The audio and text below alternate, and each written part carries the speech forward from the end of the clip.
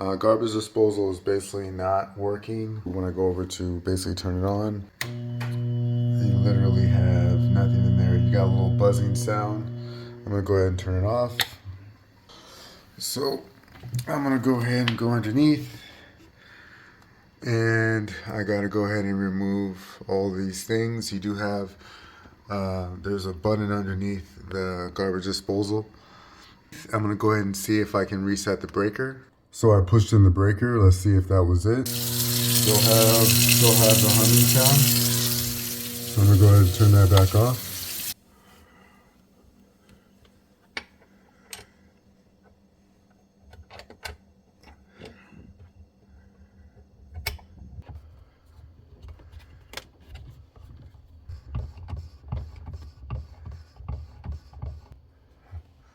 Now I'm gonna go ahead and again turn on some water. And let me go over to and turn on the garbage disposal. So go ahead and turn that off.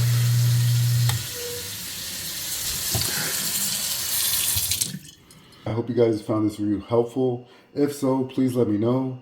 Leave a comment in the comment box below. Thank you guys so much for watching, and I'll see you guys in the next one.